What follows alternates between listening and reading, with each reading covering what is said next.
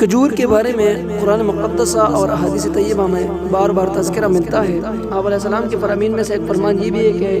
العجوۃ من الجنہ وہی شفاء من السم، کہ یہ عجوہ کھجور جو ہے یہ جنت سے ہے اور اس میں تمام زہر کی شفا ہے۔ اسی طرح ایک روایت ہے جس کو امام قزوینی نے نقل کی ہے، اکرموا عمتکم النخل، کہ آپ علیہ السلام مبارک فرماتے ہیں کہ گرامی رکھو اپنی اماں کو جو کہ نخلہ ہے۔ اگرچہ اس حدیث کو محدثین نے ضعیف قرار دیا ہے،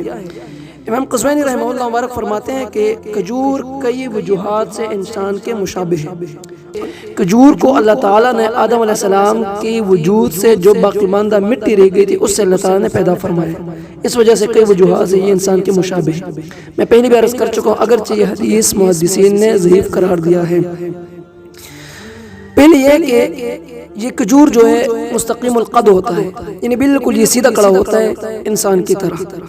اور دوسری یہ کہ یہ کہیں سے ٹیڑھا نہیں ہوتا، نہ اس میں کوئی گرا وغیرہ یا شاخ وغیرہ ہوتا ہے۔ تیسری بات یہ ہے کہ کھجور میں نر اور مادہ پایا جاتا ہے، اور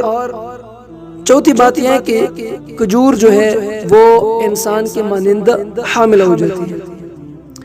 اور پانچویں بات یہ ہے کہ کھجور کے سر کو اگر کاٹا جائے تو کھجور کا درخت جو ہے وہ خشک ہو جاتا ہے بنسبت اور درختوں کی، کہ اگر اور درختوں کے سر کو کاٹا جائے تو وہ کسی اور جگہ سے وہ دوبارہ اگنا شروع کر دیتے ہیں اپنے تنے سے، لیکن کھجور کے سر کو اگر کاٹ ڈالیں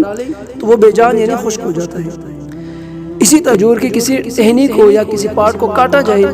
تو وہ خشک ہو جاتا ہے اور وہ تلف ہو جاتا ہے،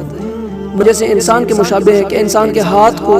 یا کسی بھی اس کو اگر کاٹا جائے تو وہ تلف ہو جاتا ہے اور ضائع ہو جاتا ہے۔ تو یہی مثال کھجور کی بھی ہے بخلاف اور درختوں کے، کہ اگر اور درختوں کے کوئی شاخ کو کاٹا جائے تو وہ اور درخت جو ہے وہ دوبارہ وہاں سے اگنا شروع کر دیتے ہیں۔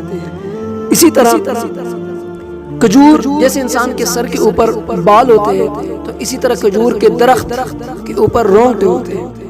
اور کھجور کی جو پیداوار ہے اس بارے میں انہوں نے لکھا ہے، امام قزوینی رحمہ اللہ مبارک فرماتے ہیں کہ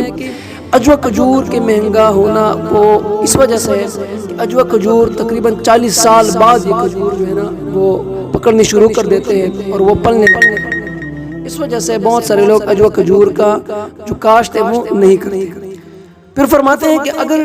کوئی بندہ چاہتا ہے کہ کھجور کے باغ ہے یا کھجور کے درخت ہے اس کی، اور چاہتا ہے کہ اس کا جو پیداوار ہے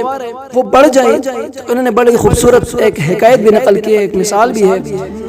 کہ یہ جو کھجور ہیں یہ اکثر آپ کو مسلم ممالک میں نظر آئے گا،